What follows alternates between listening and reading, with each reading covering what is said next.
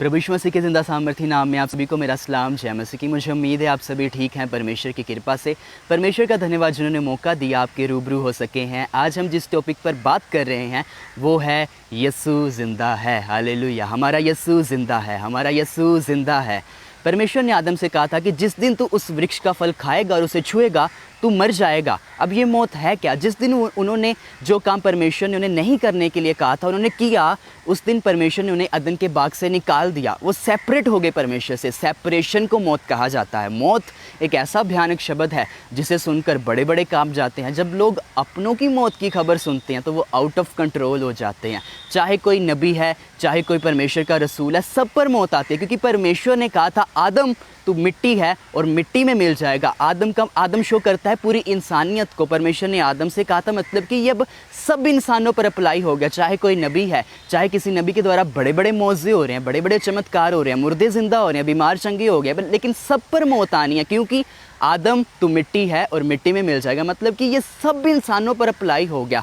एलिया और हनूक ने फिर से इस धरती पर आना, उन पर भी मौत आनी है। मतलब कि इस मौत ने किसी को नहीं छोड़ा और ना ही किसी को छोड़ना है। और जो गुरु जिसने कहा कि मैं पिता से निकला हूँ और इस धरती पर आया हूँ, जो काम पिता करता है वही काम मैं करता हूँ। पिता क्या करता है? मुर्दों को ज़िंदा करता है, मैं भी मुर्दों को ज़िंदा करता हूँ। पिता क्या करता है? अंधों को आंखें देता है, मैं भी अंधों को आंखें देता हूँ। पिता क्या करता है? जिनके कान बंद है, जो बहरे हैं, उनके कानों को खोल देता हूँ। पिता क्या करता है? बीमारों पर तरस खाता है, और मैं भी बीमारों पर तरस खाता हूँ। उस पर भी मौत आई। इंसानों पर मौत आती है, किसी को हार्ट अटैक की वजह से मौत आती है या किसी बीमारी की वजह से आती है, लेकिन यीशु किसी बीमारी की वजह से नहीं मरे। यीशु तो बीमारों के पास से गुजरते और बीमार चंगी हो जाते। यीशु तो बीमारों को कहते उठ, वो उठ जाते। यीशु मुर्दों को ज़िंदा करते, मुर्दे ज़िंदा हो जाते हैं। यीशु ने मुर्दों को ज़िंदा किया, यीशु ने बीमारों को चंगा किया। इसका मतलब है यीशु पर मौत किसी बीमारी की वजह से नहीं आई, लेकिन यीशु हमारे गुनाहों की खातिर मरे। यीशु ने हमारे गुनाहों की खातिर अपनी जान दी। लिखा है पिता ने जगत से ऐसा प्रेम किया, जगत से किया, किसी एक देश से नहीं किया, अमेरिका के लोगों से नहीं किया, इंडिया के लोगों से नहीं किया, पाकिस्तान के लोगों से नहीं किया, या किसी एक देश के लोगों से नहीं किया, या यहूदियों से नहीं किया, लेकिन पिता ने जगत से किया। इस जगत के जितने देश है, जितने लोग हैं, सबसे प्यार किया और अपने इकलौते पुत्र को दे दिया, ताकि जो कोई उस पर ईमान रखे वह नाश ना हो। यीशु ने अपनी जान दी ताकि जो कोई उस पर ईमान लाए, जो कोई उस पर विश्वास करे, वह नाश ना हो पर सदा का जीवन पाए। यीशु की मौत किसी बीमारी की वजह से नहीं हुई। यीशु की मौत कोई एक्सीडेंट नहीं है, लेकिन ये प्लानिंग थी परमेश्वर की। यीशु इस धरती पर आए इसीलिए थे कि वह हम सब पापियों के लिए मरे, वह हम सब पापियों के लिए अपनी जान दे, ताकि हम सब पापी बचाए जाए। हालेलुया। यीशु हमसे प्यार करता है। जो यहूदी होते थे ना, जब वह जीवित होते थे उसी वक्त ही वो अपनी कब्र बना लेते थे, अपनी कब्र को तैयार करवा लेते, ताकि जब उनकी मौत हो उन्हें उस कब्र में रखा जाए। यीशु ने अपनी कब्र को तैयार नहीं करवाया।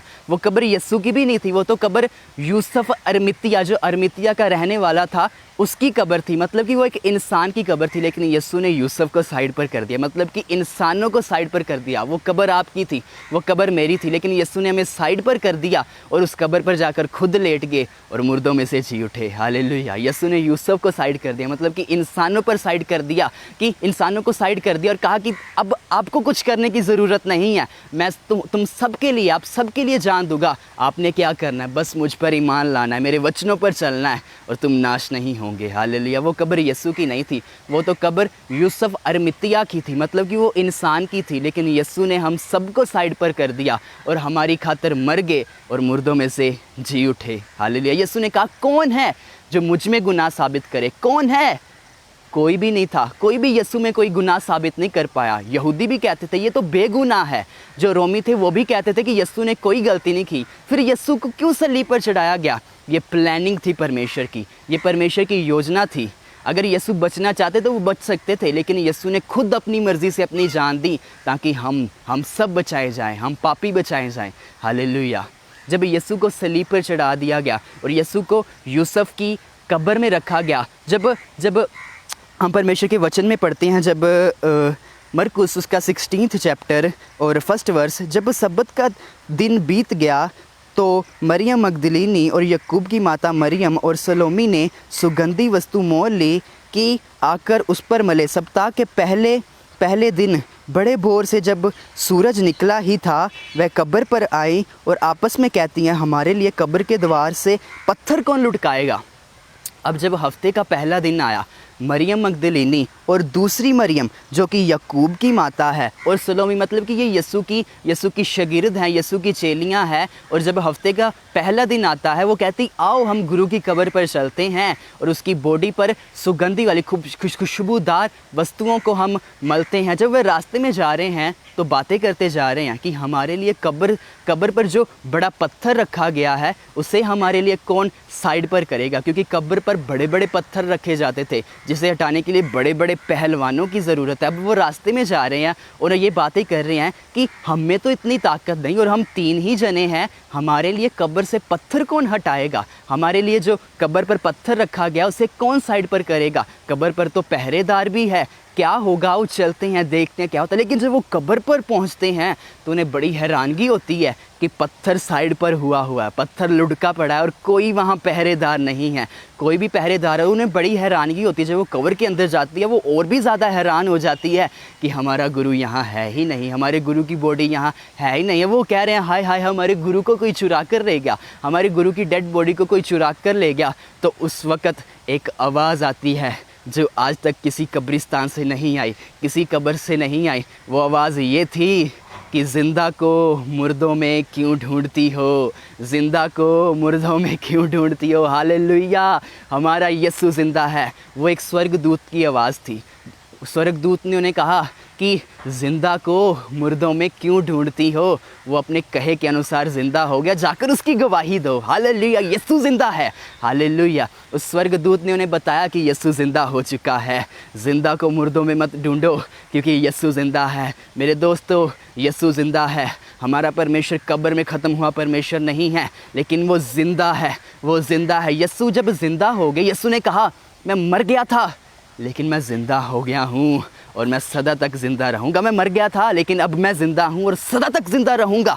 100 साल तक ज़िंदा नहीं रहूँगा, 1000 साल तक ज़िंदा नहीं रहूँगा, हमेशा तक ज़िंदा रहूँगा, हमेशा तक ज़िंदा रहूँगा। हालेलुया। सूरज ख़त्म हो जाए, चाँद ख़त्म हो जाए, धरती ख़त्म हो जाए, अब मेरा यीशु ख़त्म होने वाला नहीं है।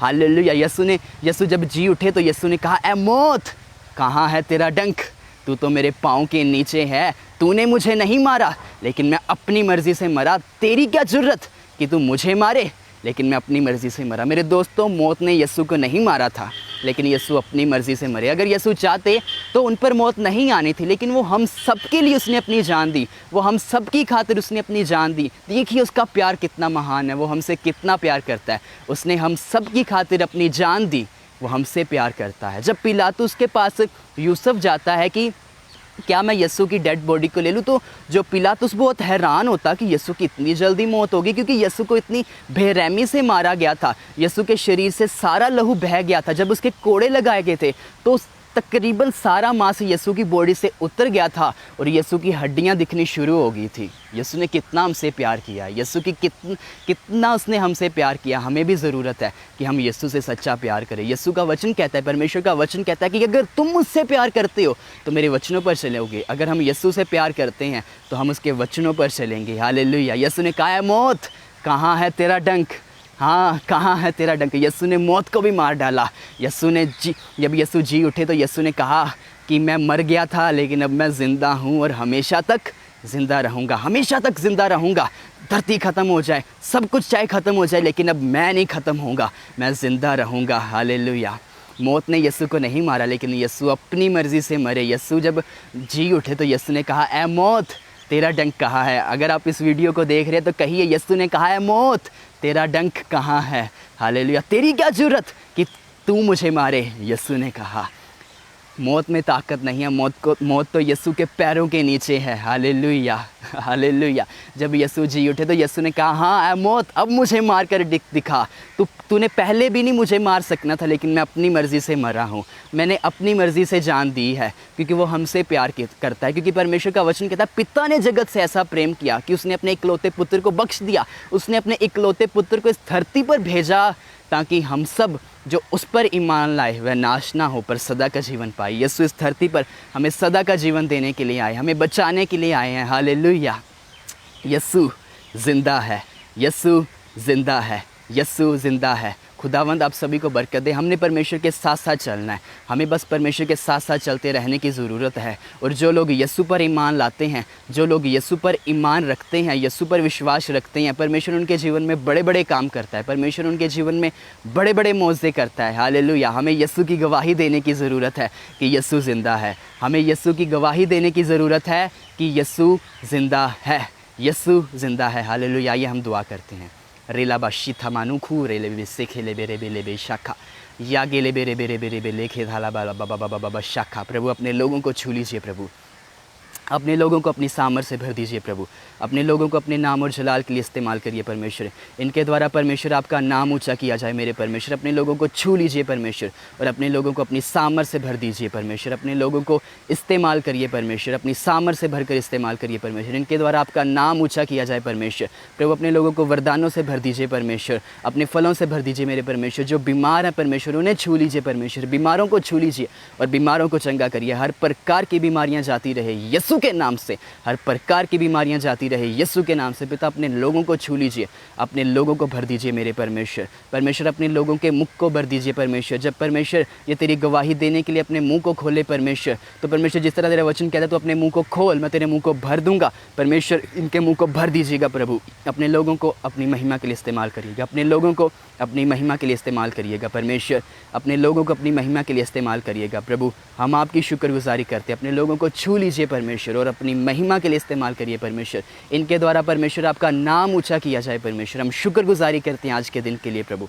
अपने लोगों को छू लीजिए और अपनी महिमा के लिए इस्तेमाल करिए प्रभु। हमारी दुआ है परमेश्वर, हम यीशु के नाम में मांगते हैं, आमीन आमीन हालेलुया। यीशु ज़िंदा है। हमने इस बात की गवाही देनी है कि यीशु ज़िंदा है, हमारा यीशु ज़िंदा है। यीशु ने कहा कौन है जो मुझ में गुनाह साबित करे। कोई भी यीशु में गुनाह साबित नहीं कर पाया, क्योंकि यीशु में कोई गुनाह है ही नहीं। यीशु ने कोई गलती नहीं की, यीशु ने कोई पाप नहीं किया, लेकिन वो हमारे गुनाहों की खातिर मरा, हमारे पापों की खातिर मरा। परमेश्वर का वचन कहता है कि जो यीशु पर ईमान रखते हैं, जो मसीह में हैं, उन पर सज़ा का हुक्म नहीं है, क्योंकि यीशु ने खुद पर सज़ा ले ली। हमारे गुनाहों की सज़ा यीशु को मिली है। अब हम पर सज़ा का हुक्म नहीं है। अब हम पर सज़ा का हुक्म नहीं है। यीशु ने प्राइस को पे कर दिया है। अब हम यीशु के हैं, हालेलुया। यीशु ने हमें अपने लहू से खरीद लिया है, हालेलुया। यीशु ने हमें अपने लहू से खरीदा है, हम उसके लहू के द्वारा खरीदे गए। जिस तरह ये मेरे पास एक पेन है, मैंने इसके लिए कुछ प्राइस पे किया है और अब ये मेरा हो गया है। यीशु ने अपने लहू का प्राइस पे किया, अपनी जान का प्राइस पे किया है। अब हम यीशु के हैं, हमारे ऊपर शैतान का अधिकार नहीं है, हम यीशु के। जिस तरह मैंने इसके लिए प्राइस पे किया, अब ये मेरा है, अब ये मेरी जिम्मेदारी है, मैंने इसे संभाल कर रखना है। कोई इसे चुराए ना, कोई इसे टच ना करे, ये मेरी जिम्मेदारी है। इसी तरह यीशु ने आपको अपने लहू से खरीदा है। आपको बस यीशु को अपना जीवन देने की ज़रूरत है कि प्रभु मैं अपने आप को आपके आगे समर्पण करता हूँ, मुझे इस्तेमाल करिए। तो परमेश्वर आपकी देखभाल करेंगे और किसी भी शैतान को आपको छूने भी नहीं देंगे, हालेलुया। परमेश्वर आप सभी को बरकत दे। परमेश्वर के साथ साथ चलते रहिए। आप ज़रूर इस कलाम को अपने दोस्तों तक शेयर करिए और ये गवाही दीजिए कि यीशु ज़िंदा है, हालेलुया। परमेश्वर आप सभी को बरकत दे। God bless you all, God bless you all.